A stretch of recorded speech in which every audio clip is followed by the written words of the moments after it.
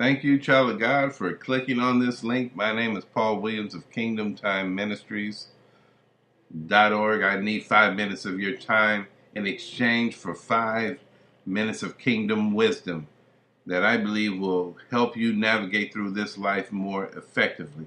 We've been talking about not being a Christian refugee, someone running from their government. I'm talking about the kingdom of God, running because you think or have been given the illusion that it's not working for you.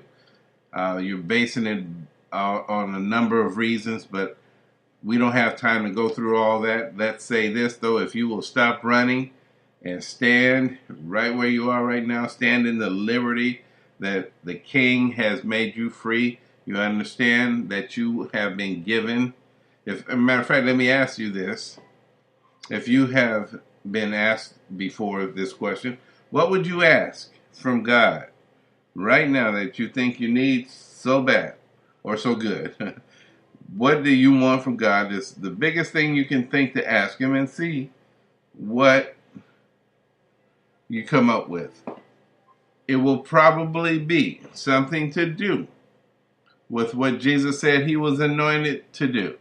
He said the Spirit of the Lord was on Him because the Lord had anointed Him to preach good tidings to the meek. He sent Him to bind up the brokenhearted, to proclaim liberty to the captives, and opening of the prison doors that are bound. He came to give the Jubilee back to His people.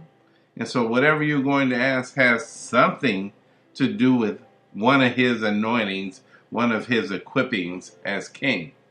You see, a king, the protocol of a king, when he is king, he is crowned for his authority. He has a staff, which is the scepter, and that scepter is pointed to anyone coming into his presence and letting them know you are accepted. Then he has a censer, which is the incense, an aroma influencing the area where he is. He therefore tells you, saying to you, that I have more influence than anyone else. I have enough influence to move you through whatever problems you are dealing with, because you have reached the highest of the high. You have reached the King of Kings, and you're the kings that He is king of. You are the lords that He is Lord of. And you have to realize that your King has given you something. And Jesus said, "Fear not, little flock, for it is God's good pleasure to give you the kingdom." Give you a whole kingdom. So whatever you're asking for, it's probably not big as giving you a kingdom, a whole government. He's giving you access to His influence that He has all over the universe. And because it's honed in right now to the world, that's the man's influence over the earth, He is giving you power to have influence in the world on the earth.